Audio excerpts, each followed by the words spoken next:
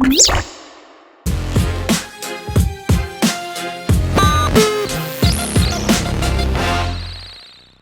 want to ask you something before we start. When was the last time multiple big things happened in the same week? Not small updates, not feature launches. I mean, things that change how companies relate to each other, things that change how you will work, things that change who has the power and who loses it. That week happened this week, March 2026, and most people scrolled past it. This is Third Eye. I don't report news here, I find the patterns underneath the news. A quick note before I begin, you will notice I'm speaking in English today. If you are one of my Telugu viewers, I see you, I'm not going anywhere. But here is the honest reason for this change. I don't find any accurate Telugu subtitles. They don't exist yet, not with proper timing, not with our phonetics, not in a format that editing software can actually use audio to subtitles. That moment, when the technology is ready, and it will be, I hope so, I'll be back in Telugu with proper captions. Until then, simple Indian English, not BBC English, not American English or Australian English, the kind you and I actually speak, the kind that thinks in Telugu and comes out in English, as simple as that. And honestly, this might be good. You know why? Because the story I am covering today, it belongs to every Indian. In extension, it is helpful for every student, every software engineer, business owners, parents worried about their children's careers. This affects all of us. So let us begin. We all know Facebook, right? At least leaving the Gen Z, everyone else parents are on Facebook. They always, these people on Facebook, their relatives and all these circles share forwards on Facebook also, just like we do on WhatsApp and Instagram. In 2021, the man who owns Facebook, Mark Zuckerberg, he made a decision. He looked at the internet and said, the next version of this will be virtual reality, not websites, not apps, a fully 3D world. You wear a headset like the Meta Quest, which looks like sky goggles attached to a computer, and you enter a digital space as an animated avatar. Think of it like a gaming world, but designed only for meeting, socializing, working, not for actual gaming purposes. He was so confident, he renamed the entire company after this idea. He was excited. Facebook became Meta, as in metaverse. And then he spent money, not a little money, roughly 70 to 80 billion US dollars over 5 years. To put that in Indian terms, we are talking approximately 6 to 6.5 lakh crore rupees. That is more than annual budget of many Indian states combined. All of this huge money was invested on building virtual worlds where people would live, meet and work using cartoon characters.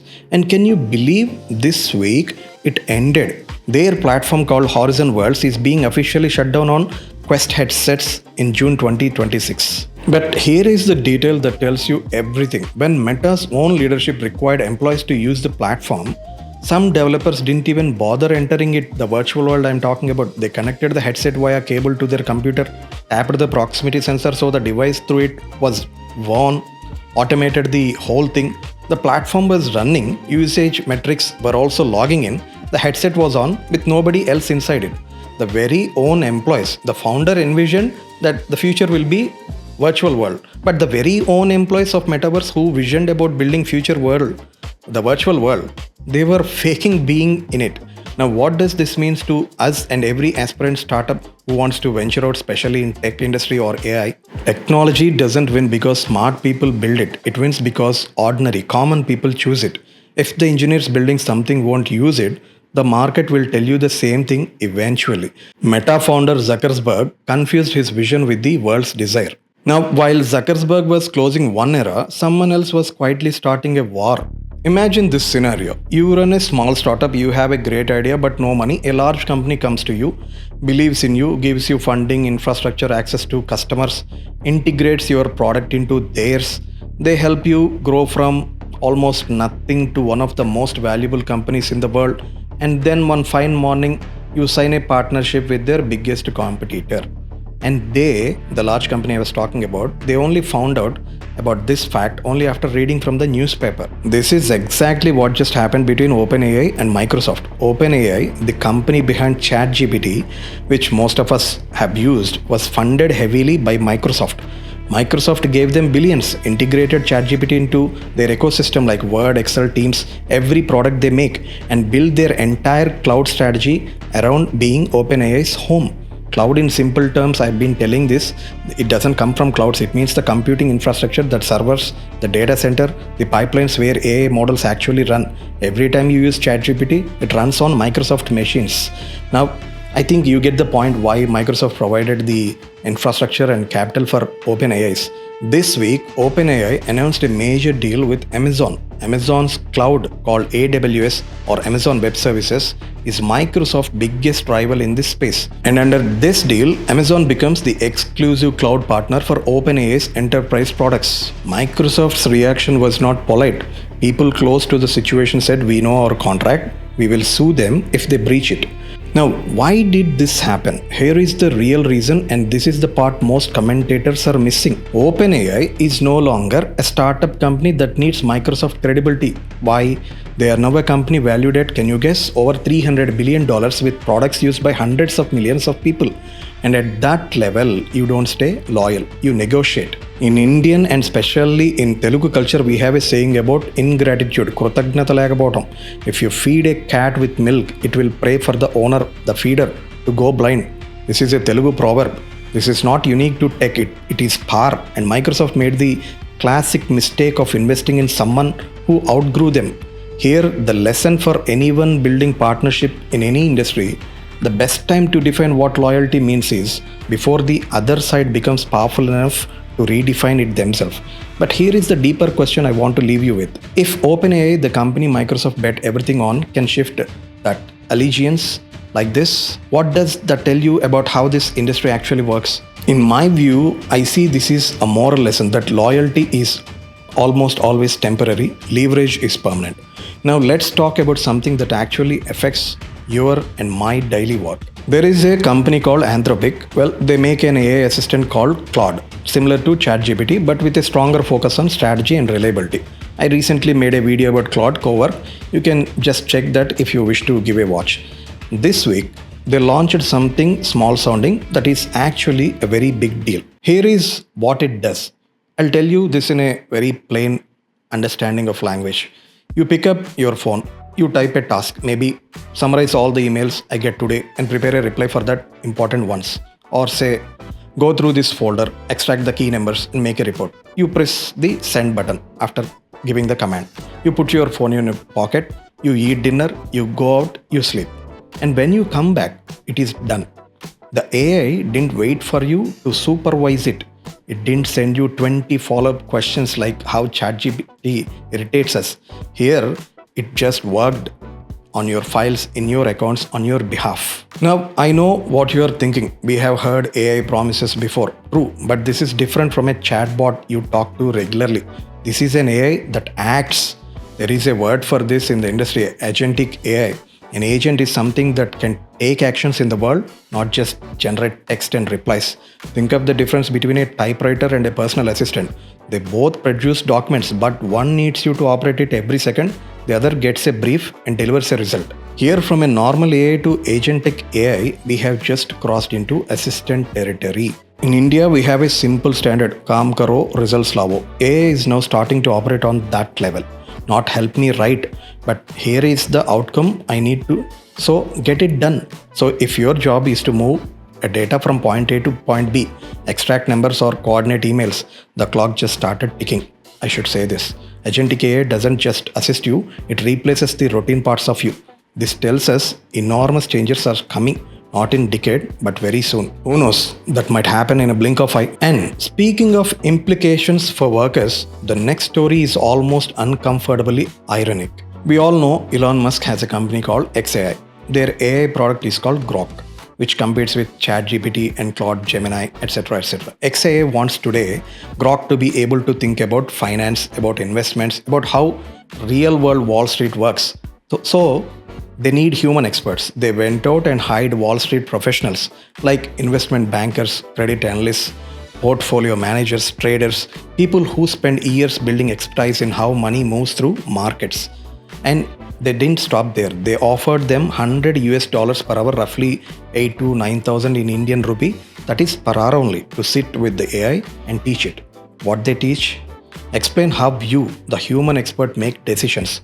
Walk through your reasoning. Show the model what expert financial thinking looks like. And those bankers are doing it regularly, daily, in this minute. The highly paid specialists whose salaries are justified because their knowledge is rare and difficult to replicate are now packaging that knowledge and feeding it directly into a system designed to replicate it. And this is happening at scale, infinitely, at zero cost per query after training is done. Why would they do this? Because the money is real and available today, because the replacement feels abstract and distant, because if they don't do it, if Elon Musk doesn't do it, Sam Altman might do it, someone else will do it. In our tradition, we value the Guru Sishya bond. We all know what happened to the Ekalavya because he trusted his guru. But today it is happening in reverse, I must say. I can say this is Ekalavya 2.0. The gurus of Wall Street, the masters of the game, are being paid to chop off their own thumb, their core skill, and hand it over to the AI. We just learnt in the first news the betrayal story of OpenAI versus Microsoft drama. But at least it was the man to human that betrayal happened. This is different. This is a human programming and training their own ghost. Here the ghost is Agentic AI. Once the machine learns the logic, once it can deliver the result, why would the agent ever need the person again? All I am trying to say is, if your expertise can be explained for a fee, it can be executed for free by the AI. It's just that simple. In real world, we always blame politicians for backstabbing the public, but look at what's happening in these high-rise offices. Experts are backstabbing their own futures for $100 hourly rate. Ask yourself honestly, what are you teaching the machine today that will replace you tomorrow? Now, let's shift to a company that is trying very hard to stop this tide and failing in an interesting way. Apple is one of the most controlled companies in technology. If you want to sell an app on iPhone, you go through their app store, Apple reviews it, Apple approves it, Apple takes up to 30% of every rupee you earn through it. That is the deal, and for 15 years the deal has held. Now, a new category of tools has appeared called vibe coding apps. Vibe coding means you describe what you want in plain language. Build me, say for example, an app that tracks my expenses and sends me a weekly summary. And AI builds it. No programming knowledge is required to do vibe coding. Tools like Replit and others have made this possible, and people started using them to build things, real working applications that could run outside Apple's App Store ecosystem on the web without Apple's 30% fee. And Apple didn't stay quiet. They quietly rather block these apps from releasing updates unless they change how they work. Now, here is the part that makes this genuinely interesting. Apple, this same week, added AI coding tools inside Xcode. Don't get confused with Elon's X. Xcode is Apple's own development software. So, Apple is saying AI coding, yes, great, I love it, as long as it happens inside my walls.